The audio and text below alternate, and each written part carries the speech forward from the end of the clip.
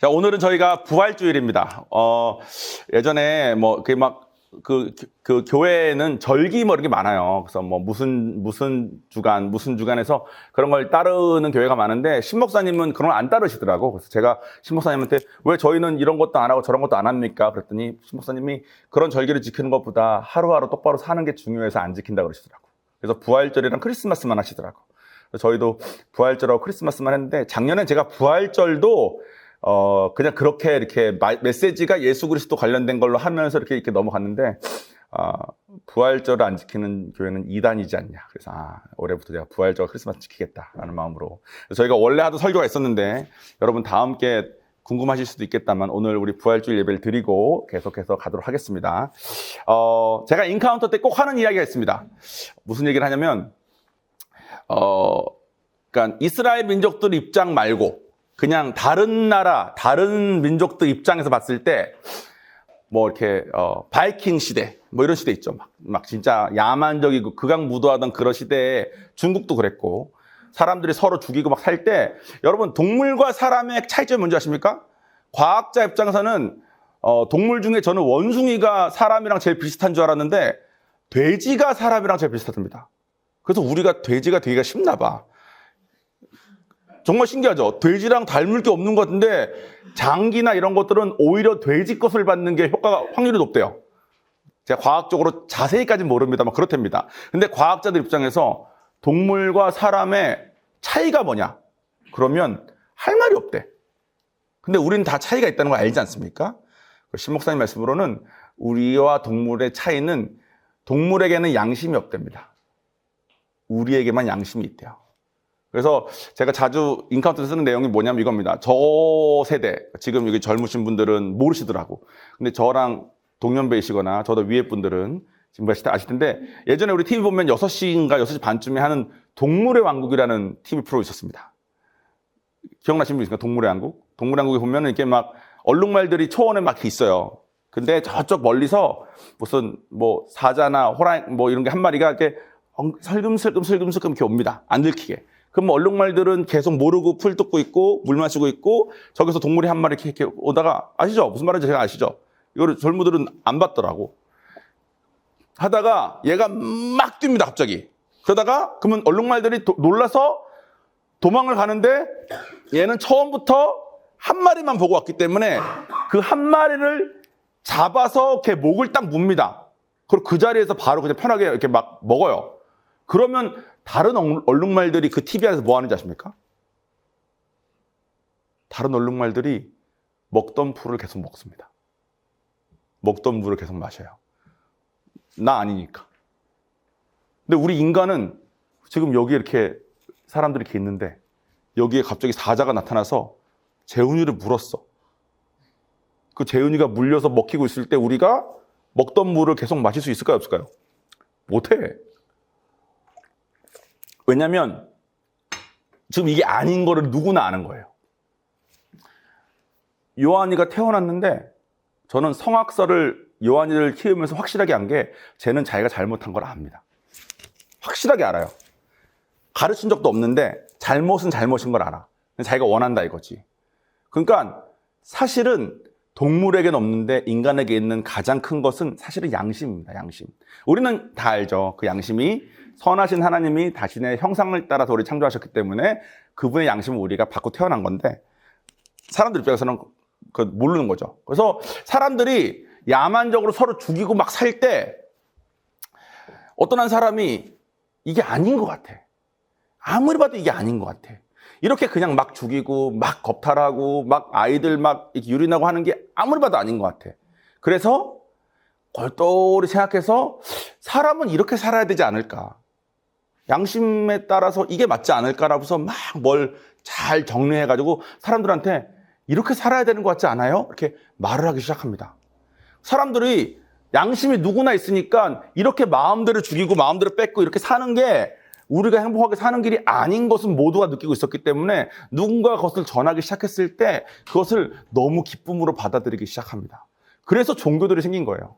누구는 도 닦다가 깨달은 걸 전하고, 누구는 머리로 생각해서 깨달은 걸 전하고. 그래서 그 깨달은 것을 듣고 그거대로 사는 사람들은 좀 질서가 생기고 남편은 아내한테 이래야 될 것 같고 나라한테는 이래야 될 것 같고 가정에서는 이래야 될 것 같고 이런 규범들이 생기니까 그걸 따르는 사람들이 훨씬 더 윤택하게 행복하게 사는 모습이 생기니까 종교 겸 생활 겸 이걸 따르는 사람들은 다르다 겸 이런 것들이 막 생기기 시작합니다. 그래서 그 대종교들은 사실 다 그렇게 생긴 것 같아요.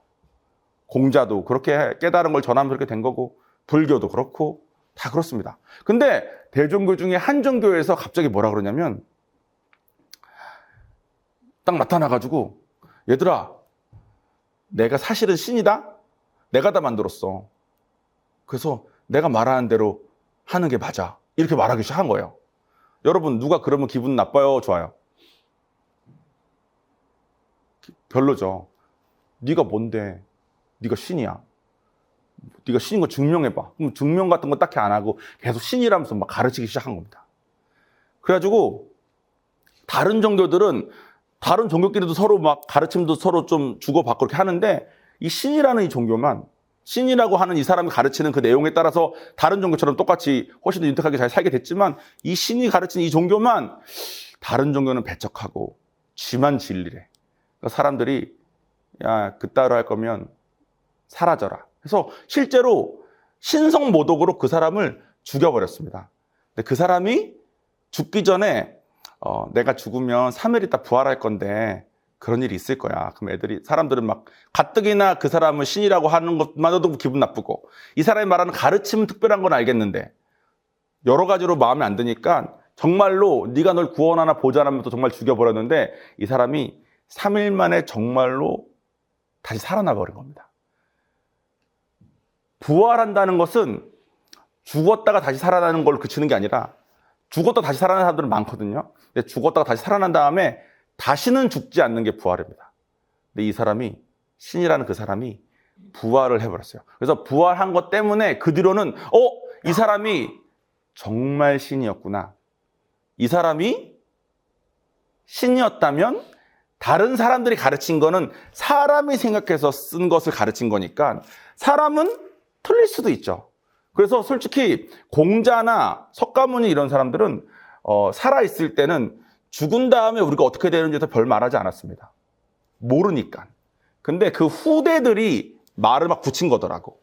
이렇게 된다 저렇게 된다. 그래서 뭐 윤회니 이런 게 다 석가모니가 말한 게 아니더라고. 자기는 모르는 건 모르다고 말했고 지금 우리나라에 자기가 신이라는 사람들 종교가 얼마나 많습니까? 근데 석가모니나 공자나 이런 사람들은 그렇게 많은 사람들이 자기를 따랐는데도 불구하고 자기를 신격화하지 않았어요. 그래서 종교학을 공부해 보니까 저는 예전에 그냥 나는 기독교인데 쟤는 불교? 그러면 넌 우리 편 아니야. 약간 이런 식으로 배타적인 생각을 많이 했었는데 조금 알아보니까 그분들이 되게 난 사람들이더라고. 보통 분들이 아니야. 그렇게까지 열심히 해서 사람들이 잘 살 수 있게 도와주고 특별히 뭐 종교화하려는 목적도 아니었고 정말로 잘 살기 위한 걸 이렇게 했던 사람인데 한 종교만 신이라고 주장했고 이 사람이 부활한 것을 통해서 이 사람이 신이니까 이 사람이 말한 건 정말로 다 맞는 거구나. 이 사람이 말한 게 맞다면 정말로 천국도 있구나. 지옥도 있구나. 정말로 하나님도 계시는구나. 이런 것들을 사람들이 깨닫기 시작한 거죠. 그래서 저는 한국 사람이니까 사실 저는 미국 가기 전에 뭐 종교를 갖지는 않았었지만 교회도 좀 나가보고 마음속으로는 불교가 좀 편하다고 생각했습니다. 불교가 좀 말이 되더라고. 제 머리로는. 기독교는 이 믿어야 된다는 게 마음에 안 들었어. 근데 불교는 뭔가 좀 말이 되는 것 같고 마음도 좀 편안해지고 내가 스님이 안 되면 뭐 굳이 머리 깎은 거 걱정도 안 해도 되고 그죠? 그냥 가서 산에 올라가서 좋은 공기 마시고 이렇게 생각하고 살았습니다. 그리고 전 목사가 돼서 여러분께 우리나라 그 단군 같은 그런 종교 말고 이스라엘에서 나온 그 종교가 진짜 맞다고 여러분한테 말하고 있는 지경에까지 와 있습니다. 그래서 기독교를 공격하기 위해서는 모두가 공격하는 건 한 가지입니다. 예수가 부활을 진짜 했냐 안 했냐. 이게 가장 큰 공격이에요. 그것만 해결되면 되니까. 근데 지금 전 세계에 기독교가 이렇게 많은 거 보면 부활이 정말 있었나 보다라고 대충 생각하기 쉬운데 또 그렇게 따지면 그러면 그렇게 많은 사람들이 뭐 이슬람 믿고 그렇게 많은 이슬람은 예수님 인정 안 하거든요. 또 그렇게 많은 사람들이 뭐 신천지 믿고 하는 거 보면 이 세상 모든 사람들도 다 좀 속은 거 아니냐 이런 생각도 많이 해서 인터넷에 보면은 부활에 대한 논쟁들이 엄청 많아요. 근데 부활이 없으면 저희가 오늘 이 시간에 이렇게 모여서 이렇게 있는 게 진짜 아무 의미가 없습니다. 제가 제일 불쌍한 거죠. 전 부활을 믿어서 그분이 말한 게 진짜라고 믿기 때문에 다 버리고 전 목사까지 된 거 아닙니까? 제 아들이 맨날 묻습니다. 목사 그만하면 안 되겠냐고. 돈도 안 버는 그거 왜 하냐고.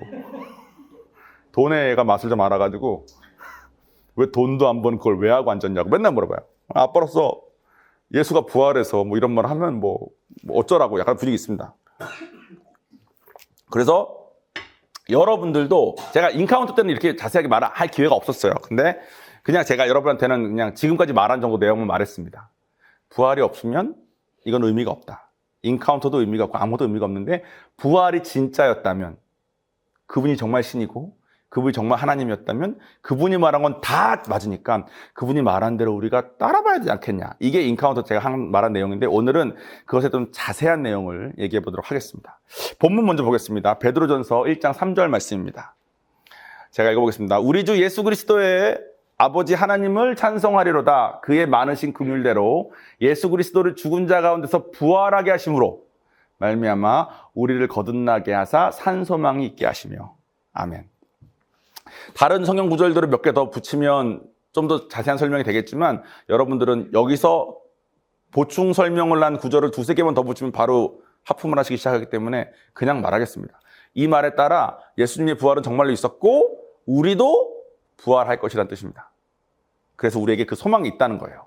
그러면 부활이 사람들이 인터넷 보면 공격하는 거 진짜 많거든요. 제가 우리가 반박할 자료들이란 말 계속 많은데 제가 한 3가지만 딱 준비했습니다. 여러분 앞으로 이 3가지만 딱 붙잡고 계시면 부활이 진짜라는 것을 믿는 방향으로 아마 남은 삶을 사실 수 있을 것 같아요. 성령 받은 사람이라면.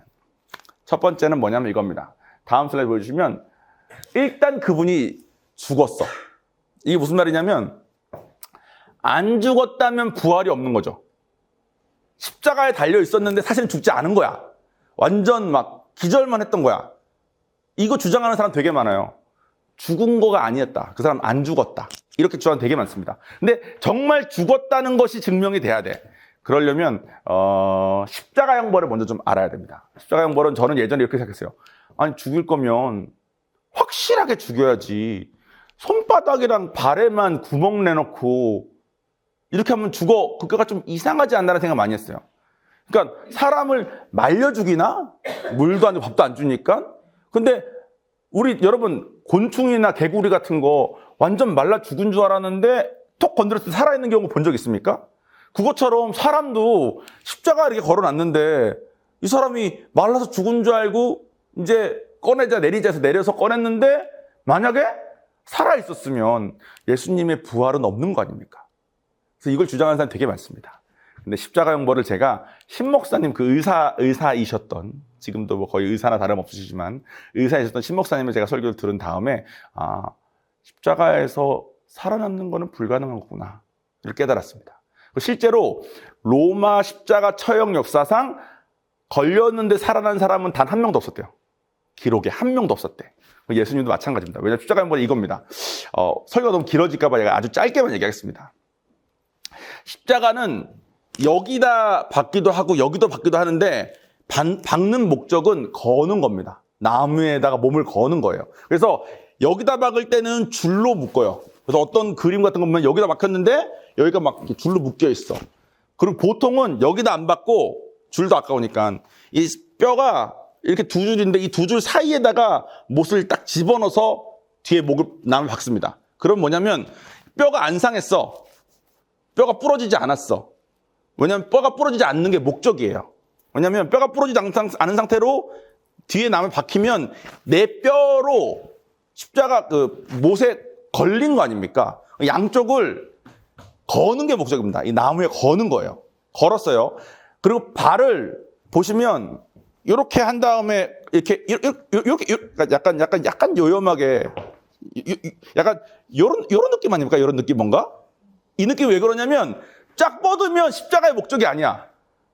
이게 패션 오브 더 크라이스트 영화를 보면 이분의 다리를 약간 오므린 다음에 걸린 상태로 오므린 다음에 오므린 거기다가 발판을 먼저 막습니다. 그러니까 십자가를 놓고 팔을 박은 다음에 다리를 재가지고 다리에 발판을 만들어요. 그러니까 이 사람이 걸리면 요 자세가 되는 거예요. 요 자세. 발판 위에 서 있는 거야. 그리고 그 위에다가 못을 다리에도 박아가지고 다리도 뼈가 안 상하게 박습니다. 그래서 보통 다리에 박을 때 이게 발이면 여기 박아. 그러면 요 뼈 두 개 사이에 못이 걸리니까. 아니면 다리에도 요런 두 개 이렇게 공간이 있습니다. 그 공간으로 딱 박는 거예요. 그래서 목적은 뭐냐면 이 상태로 발판 있는 상태로 하늘에 이렇게 걸린 거예요. 이렇게 걸리면 어떻게 되죠? 중력이 있으니까 몸이 이렇게 내려가. 물론 아프겠죠. 근데 아픈 게 목적이 아니야.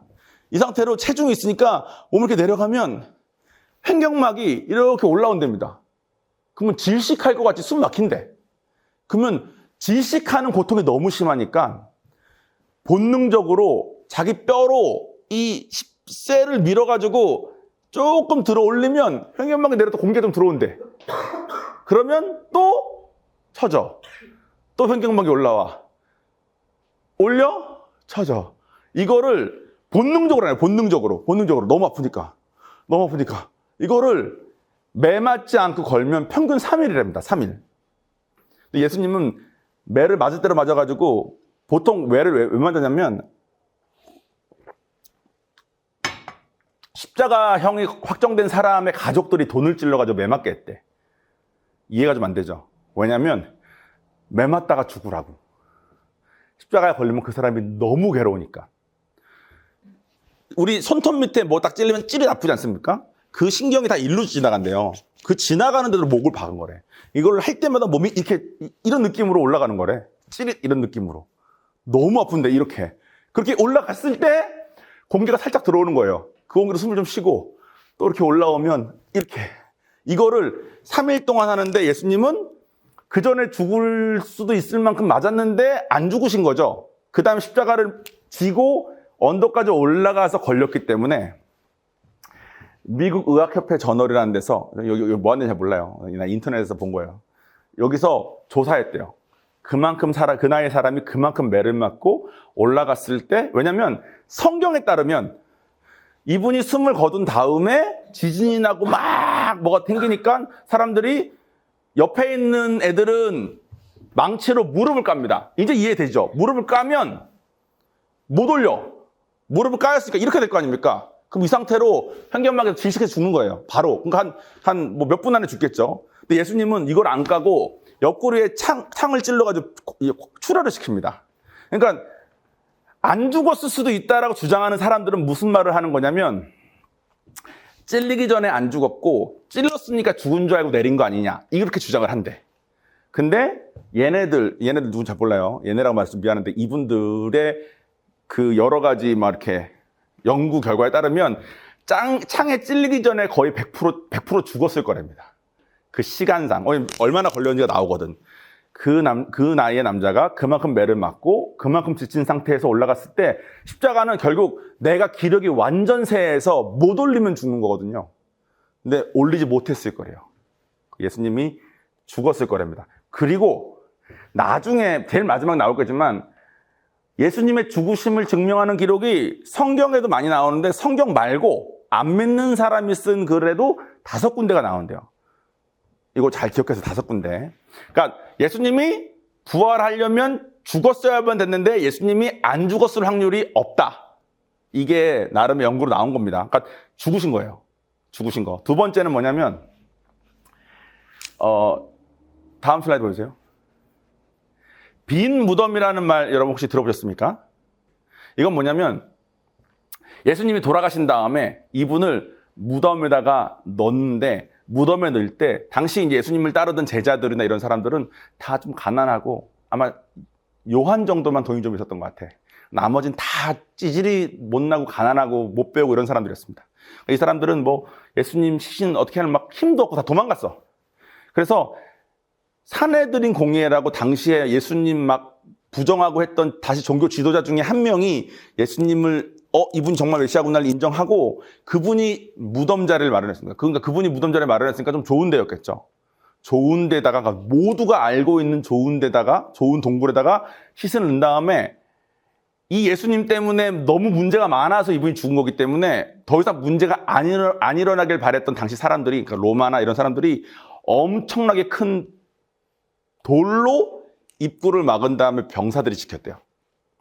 근데 부활절날 아침에 3일 지난다 보니까 그 안에 무덤이 비어 있었던 거예요. 봉인되어 있고 사람들이 지키고 있었는데, 군사가 지키고 있었는데 안에 시신이 없어졌으니까 얼마나 찾아봤을까요? 아마 그때 당시 군인들은 못 찾으면 자기들이 죽을 테니까 미친 듯 찾았을 겁니다. 근데 못 찾았어. 와. 당시 로마 사람들은, 그러니까 당시 이스라엘이 로마 식민지였으니까 로마 사람들은 예수님 때문에 자꾸 분란을 일으켜서 예수님이 없어지길 바랬고, 그러니까 로마 사람들은 그 시신이 거기서 죽길 바랬고, 종교 지도자들도 예수님이 자꾸 신성모독하니까 죽게 없어지길 바랬는데 없어졌으니까 당시 어떤 소문이 들었냐면, 제자들이 자기들이 따르던 예수가 사실은 뭐 살아있다라고 주장하려고 훔쳤다라는 소문이 막 들렸습니다. 제자들이 훔쳤다라는 소문이 들렸다는 것은 뭐겠어요? 정말로 무덤이 비어 있었고 시체를 못 찾았다는 거겠죠. 근데 여러분, 여러분이라면 훔쳤을까요? 훔치지 않으면 그동안 내가 믿어온 게 다 무너지니까 나는 허상을 믿었구나, 예수님이 하나님인 줄 알고 열심히 믿었는데 알고 보니까 허상이었구나 하면서 그냥 이렇게 그냥 대충 하려고, 자기들이 이상한 거 믿은 거 아니라고, 이분 진짜 하나님이라고 말하려고 시신을 훔치기에는 사실은 제자들은 가난하고 배운 것도 없기 때문에 그럴 연력도 없고 돈도 없고 아무것도 없었어. 근데 사람들은 제자들이 훔쳤다고 막 주장을 했습니다. 그래서 신목사님 이렇게 말씀하시더라고. 여러분 12제자인 거예요. 다 모였어. 시신 훔쳐가지고 잘 없앤 다음에 잘 모여가지고, 야, 우리 말을 맞추자. 이분 부활하신 거야. 그래서 우리가 그동안 믿어온 게 거짓이 아니라 진짜였던 거야 라고 말을 맞추기로 한 겁니다. 근데 한 명이 끌려가서 죽었어. 그럼 11명이 다시 모여가지고, 야, 한 명 죽었는데? 야, 그래도 야, 우리 예수님 부활하신 거야. 부활하신 거로 이분 맞추자. 우리가 숨겼잖아. 못 찾아야 돼. 그러니까 우리가 하는 거야. 근데 한 명이 또 죽었어. 또 죽고 한 절반만 남았어요. 그때 거짓말인데 자기들의 입지를 위해서 그걸 계속 숨기려고 했던 사람이 계속 죽는데도 불구하고 계속 가는 거가 불가능할 겁니다. 그래서 사실은 제자들을 숨겼다는 것도 말이 안 돼. 그리고 얘네들은 거의 대부분 다 죽었습니다. 대부분 사형당하고 말도 안 되게 죽었어. 왜 그랬을까요? 다음에 말하는 장면인 부활의 현장이 있었기 때문에 그렇습니다. 오늘 이게 여러분 제가 원래 하던 스타일의 설교가 아니니까 여러분들이 집중을 좀 못하고 계신 것 같습니다. 뭔가 이렇게 텐션이 좀 떨어져 계시거든요. 거의 끝났으니까 다음 것만 보시면 됩니다. 다음 것만. 3번입니다. 3번은 뭐냐면 이분이 부활한 다음에 40일 동안 살아계셨어. 저도 이번에 알았습니다. 12곳의 다른 장소에서 515명 앞에 나타나셨대. 나는 500여 명이라고만 아는데 누가 셌더라고. 515명을 만났대. 그리고 부활에 대한 기록이 성경 외에 9개의 자료에 나온대요. 그러니까 아까 돌아가신 거에 대한 기록도 5군데 나오고 이분이 부활하셨다는 증거도 다른 데서 9군데서 나온 거예요. 이게 중요합니다. 저는 사실 이게 제일 좀 컸어요. 왜냐하면 예수님이 여러분 지금 우리가 몇 년도에 살죠? 2025년. 2025년이 어디서 나온 숫자인지 아는 사람? 우리가 왜 지금 2025년이라고 말하는지 아는 사람? 정말 모르시는군요. 왜 2025년이냐면 예수님이 태어나신 때부터 우리가 이제 빵년 이렇게 뭐 어려운 말 막 한다. 저기 막 미드팀에서 가르쳐 주네요. 저도 헷갈릴까 봐. 어쨌든 이게 AD라고 우리가 예수님이 태어나신 다음부터 한 해 한 해 이렇게 셉니다. 그래서 예수님은 33살에 돌아가셨거든요. 예수님은 33년에 돌아가신 거야.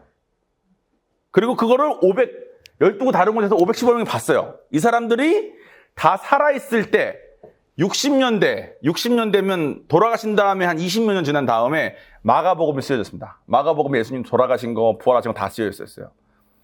마가복음을 읽은 사람들 중에 이 사람들이 있었을 수도 있겠죠.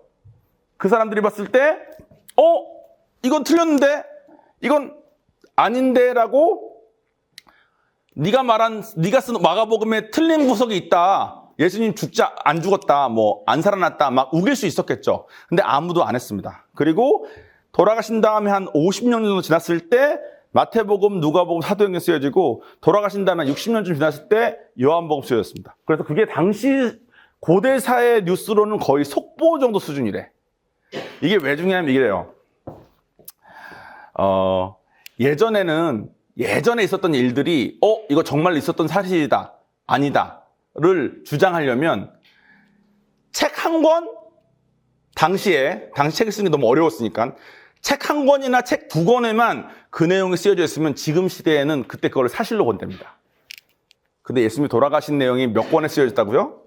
5권에 쓰여져 있었고 부활하신 거는 9군데 쓰여져 있었대요. 9군데.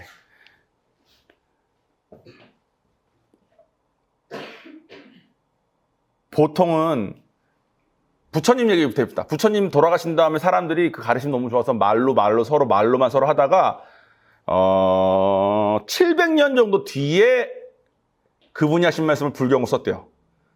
그럼 700년 동안 말이 많이 바뀌었을까 안 바뀌었을까? 많이 바뀌었겠죠. 700년 뒤면 부처님 살아계실 때 같이 살아있던 사람들이 이건 틀렸는데 할 수 있었을까 없었을까? 못하죠. 다 죽었으니까. 공자는 가르친 내용을 사람들이 말로 하다가 400년 정도 뒤에 쓰여졌대요. 공자세가라는 책이. 그 책이 쓰여진 다음에 공자라는 사람이 정말 있었고 이 사람의 가르침이 이 내용이니까 따르자 해서 생긴 거래. 공자라는 사람이 쓴 400년 뒤에 쓰여졌으면 400년 동안 사람들이 말하면서 말이 바뀌었을까 안 바뀌었을까? 바뀌었겠죠. 알렉산더 대왕 일기도 우리가 지금 알고 있는 모든 내용은 알렉산더 대왕이 죽은 뒤 400년 뒤에 쓰여진 글입니다. 그러니까 아마 실제 알렉산더 내용이랑 틀린 내용도 꽤 있을 거예요. 왜냐하면 틀렸을 때 반박할 수 있는 사람이 아무도 없어. 근데 예수님은 돌아가신 지 20몇 년 뒤부터 글들이 미친 듯이 쓰여지기 시작했습니다. 성경에만 쓰여진 게 아니라 성경 외에 5군데에서 죽으심이 쓰여져 있고 부활하심은 9군데 쓰여져 있어요. 버젓이 그걸 본 사람들이 살아있을 때 그 내용이 틀렸으면 이거 틀렸다고 사람들이 우겼을까 안 우겼을까요? 우겼겠죠. 근데 그게 없었어. 제가 준비할 때는 여러분들이 되게 박진감 넘치게 오 하면서 따라올 줄 알았는데 지금 분위기가 좀 어렵습니다. 근데 이게 다예요. 제가 준비한 건. 이분이 확실하게 죽으셨고 십자가 처형을 생각했을 때 이분이 안 죽었을 확률이 없고 이분이 무덤이 비어 있었고 이분이 왜 무덤이 비어 있냐면 성경에 보면은 이분이 부활하신 다음에 완전체의 모습으로 오셨기 때문에 벽 사이를 막 이렇게 지나가십니다. 그래서 아마 무덤에서도 그렇게 나오셨을 것 같아. 그 말은 여러분 우리도 부활하면 완전체의 모습으로 벽 사이를 막 왔다 갔다 하고 또 밥도 먹고 사람도 만나서 얘기도 하고 이렇게 할 수 있는 존재가 아마 될 겁니다. 저는 개인적으로 완전체에 가장 기대하고 있는 바가 뭐냐면 완전체인 모습으로 영원히 천국에서 살 거니까 천국에서 영원히 사는 동안 하나님이 종원이라는 사람을 만들었을 때 가질 수 있는 가장 아름다운 모습으로 완전체로 태어날 거예요. 그 말은 여러분들이 외모로는 저를 천국에서 알아볼 수 있는 사람이 아마 없을 겁니다. 하나님이 주신 저의 외모를 생각했을 때 이 정도 이 느낌이 아닐 거거든. 꽤 저는 기대가 좀 큽니다. 그 완전체의 제 모습. 제가 여러분들 중에 몇 분은 또 이렇게 못 알아보시는 분이 있을 수도 있죠. 여러분 중에 누군가는 또 이렇게 완전체의 모습이 훨씬 더 멋있을 수도 있으니까. 그리고 그때는 서로 뭐 비교도 의미가 없어. 왜냐면 다 멋있고 다 잘생겼으니까. 그리고 밥도 먹고 서로 얘기도 하고 만져볼 수도 있는데 이런 벽 같은 데를 싹 이렇게 나갈 수 있대요. 그래서 빈 무덤이 어떻게 있었냐라고 따지고 당시 사람들 머리 입장에서는 제자들 훔쳤겠네. 자기들 입장이 난처해지니까 훔쳤겠네라는 수준에 머물렀지만 성경에 따르면 아마 그 동굴을 싹 뚫고 나오신 것 같아요. 나오신 다음에 밤 밤에도 보여지고 낮에도 보여지고 실내에서도 보여지고 실외에서도 보여지고 예수님을 잘 믿던 사람들한테도 보여지고 예수님을 의심하던 사람들 앞에도 보여지고 이분이 가리지 않고 다 보여줬습니다. 그리고 한 400명 정도 있는 앞에서 구름 타고 올라가시면서 내가 이렇게 구름 타고 다시 올 거야. 그때까지 이렇게 저렇게 살고 있어 하고 가셨어요. 어저께 밤에 요한이가 묻더라고요. 요한이가 예수님 다시 오시냐? 그래서 오실 거다. 근데 그때는 지난번 오신 것처럼 우리를 구원해 주기 위해서 뭐 매맞고 십자가 달리시려고 오신 게 아니라 그때는 심판하러 오실 거다. 그 심판을 예수님 다시 오시기 전에 예수 믿지 않은 사람들은 모면할 수 있는 길이 없다. 제가 어제 밤에 여러분 우리 단체톡에 갑자기 올린 비디오 하나 있었습니다. 보고 오신 분들이 계실지 모르겠지만 그 내용이 맞습니다. 뭐 죄는 미워하되 죄인은 미워하지 말자라는 말이 어떤 면에서 말이 안 되는 게 하나님은 죄를 지은 상태의 우리를 경노하십니다. 그래서 그걸 해결하시러 본인이 직접 오신 거예요. 그래서 그분을 믿지 않고서는 갈 수가 없습니다. 그리고 그분을 믿을 수 있는 유일한 가장 큰 근거는 그분이 부활하셨다는 겁니다. 신학적으로는 그분의 부활은 사실 우리가 뭐 하나님과 회복될 수 있고 천국 갈 수 있고 뭐 다 맞아요. 그리고 그게 사실 제일 중요합니다. 우리가 예수 믿고 천국 가시는 게 제일 중요합니다. 근데 제가 이제 저희 IGM 교회 그 사역의 특성상 한 명 한 명하고 관계를 맺고 한 명 한 명과 얘기를 하고 이렇게 하다 보면 한 명 한 명이 가지고 있는 상처들과 또 약점들이 이렇게 보이지 않습니까? 그러면 제가 제 약점을 더 먼저 보게 됩니다. 비슷한 약점을 가진 사람들이 많이 있으니까. 그러면 제 약점을 보면 제 삶에 죽어있는 부분이 한두 군데가 아니야. 저의 성격에 죽어있는 어떤 한 부분 때문에 관계가 망가져 있어서 그 관계도 죽어있고 포기하고 살고 있고 제가 이미 제 삶에 있어서 죽어있는 부분이 너무 많더라고. 마음도 여기저기 죽어있고 생각도 여기저기 죽어서 포기한 채 기대도 안 하고 있고 그런데 예수님이 그 모든 우리의 죽음을 소생시키기 위해서 오셔서 죽으셨다는 겁니다. 그래서 믿고 안 믿고의 문제만 남은 거예요. 그래서 예수님이 사실은 저희가 매주 주일날 모여서 해야 되는 일은 성찬입니다. 예수님의 죽으심을 기억하고 그분이 날 위해서 뜯기시고 흘리신 살과 피를 먹고 마시는 걸 통해서 이분의 죽으심이 원래 내가 죽었어야 되는 건데 난 이미 죄 때문에 다 죽어 있는데 이분이 나 살리시려고 죽었구나. 근데 제가 아까 말씀드린 것처럼 이렇게 하얀색 시신, 이게 살과 피가 이렇게 있는 겁니다. 그 살과 피 위에를 하얀 천으로 덮어놓지 않았습니까? 이 하얀 천을 만약에 저는 제가 죽었는데 저를 덮은 제 시신을 덮은 하얀 천을 일주일에 한 번씩 맨날 열었다가 닫았다 하면은 속상할 것 같아요. 기분 나쁘고 죽었는데 그걸 또 여냐 이럴 것 같아요. 근데 예수님은 나를 매주 열어라. 나를 매일 열어라. 그리고 나를 또 죽여라. 그게 너가 사는 길이란다 하셨다는 거예요. 그래서 우리가 오늘 이 시신을 다시 열고 이분을 다시 죽이는 행사를 할 겁니다. 여러분의 죽어있는 부분들을 소생시키기 위해서. 여러분의 죽어있는 부분들이 보이십니까? 지난번 저희가 했던 설교 중에 육체의 설교를 아마 기억하시면 여러분들은 뭐가 딱 되면 뭐 시기가 나고 뭐가 딱 되면 분노가 일고 뭐가 딱 되면 뚜껑이 열리고 그렇게 죽어있는 부분들이 엄청나게 많을 겁니다. 이 사람들하고는 만나기 싫고 이렇게만 만나고 싶고 저 사람 이렇게 말하는 것 때문에 기분 나쁘고 질투나고 막 요행을 바라고 이렇게 여러분의 삶 속에 죽어있는 부분이 많을 텐데 그 죽어있는 부분들을 살리시겠다고, 그래서 우리의 영혼을 살리시겠다고 오늘 또 죽겠다고 하시는 겁니다. 요즘 예배 때는 이분을 실제로 이렇게 행위로, 그러니까 성당은 그래서 매주 합니다. 성찬식을. 근데 교회에서는 이것의 행위가 중요한 것이 아니라 이분을 배우고 이분이 날려 죽었다는 것을 마음에 갖는 게 중요하다는 것 때문에 설교로 대신을 많이 합니다. 근데 이번 주는 부활주일이기 때문에 실제로 우리가 성찬식을 행위로도 하겠습니다. 여러분 이 자리에 이제 나오셔서 성찬하실 때 저는 예전에 이렇게 생각했거든요. 그냥 이분이 한 번 예전에 죽으시는데 그냥 그거 기억하라는 거 아니야? 이렇게 생각했어요. 가볍게. 별 뜻 없이. 내가 지금 이것을 열고 다시 먹고 마시는 게 지금의 그분한테 큰 영향이 없는 줄 알았습니다. 그런데 제가 결혼도 해보고 자식도 낳아보니까 제 마음이 죽는 거의 괴로움을 알겠더라고요.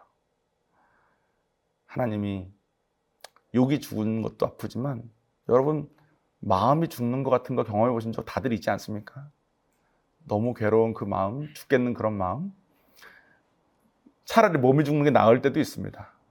근데 예수님이 매주 매일 누구나 필요로 하는 그 사람을 위해서 다시 오시는 그날까지 계속 다시 죽으시겠다는 겁니다.